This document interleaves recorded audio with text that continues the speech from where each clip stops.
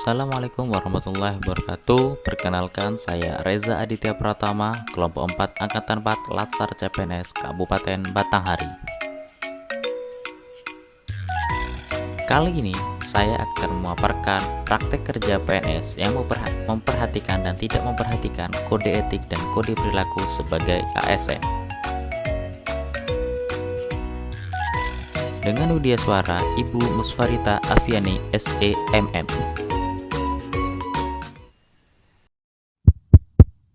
Demi Allah, saya bersumpah bahwa saya untuk diangkat menjadi pegawai negeri sipil akan setia dan taat sepenuhnya kepada Pancasila, Undang-Undang Dasar 1945, negara dan pemerintah. Bahwa saya akan senantiasa mengutamakan kepentingan negara daripada kepentingan saya sendiri, seseorang atau golongan. Dalam sumpah dan janji ASN, setiap ASN harus menjunjung tinggi kepentingan negara di atas kepentingan golongan atau diri sendiri. Tidak hanya itu. Itulah tadi sumpah sebagai seorang ASN. Sebagai seorang ASN, kita harus mematuhi kode etik yang telah ditetapkan. Berikut merupakan contoh sikap kerja ASN yang memperlihatkan dan tidak memperlihatkan kode etik dan kode perilaku.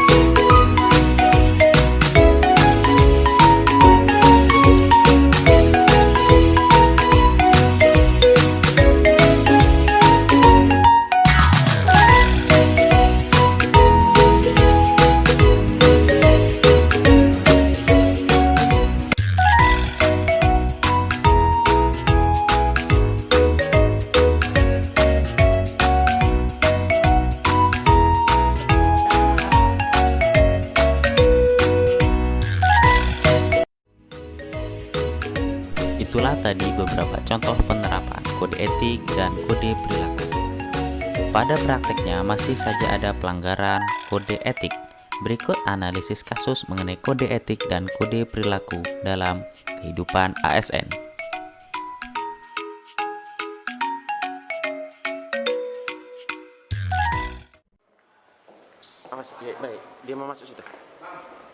Inilah NL, seorang wanita yang merupakan oknum ASN bertugas di Dinas Badan Pengelola Pajak dan Retribusi Daerah Kabupaten Lampung Utara.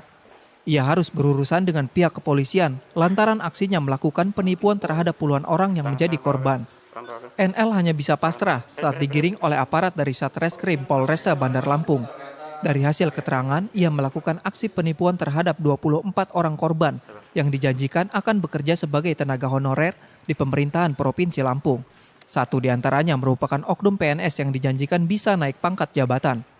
Atas aksinya ini, NL berhasil mengantongi uang senilai 569 juta rupiah dari dana yang disetorkan oleh setiap korbannya, di mana masing-masing korban menyetorkan dana sekitar 30 hingga 40 juta rupiah. Namun belum satu pun dari korban yang mendapatkan pekerjaan yang dijanjikan oleh pelaku. Penggelapan dengan cara menawarkan seseorang untuk menaikkan eselon jabatan. Dalam hal ini bersangkutan meminta dana tersebut untuk pengurusan menaikkan eselon alasannya. Dan bersangkutan bisa mengurus. Lalu secara bertahap meminta dana sebanyak 2 kali dengan nilai untuk menaikkan eselon adalah 140 juta.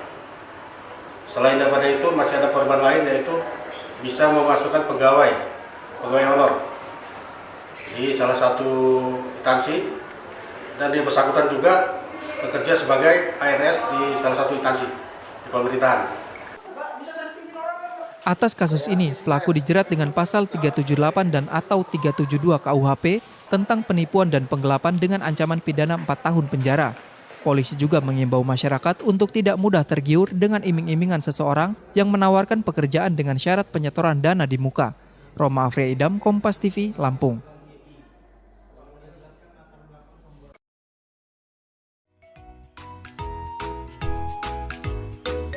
Analisis penyebab.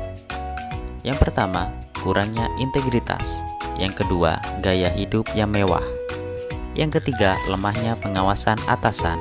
Yang keempat, mindset masyarakat yang ingin serba instan.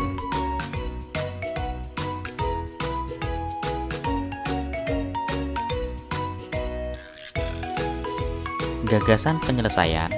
Yang pertama adalah memberikan sanksi yang tegas. Yang kedua, membuat peraturan yang tegas. Yang ketiga, meningkatkan sikap integritas. Yang keempat, hidup sederhana.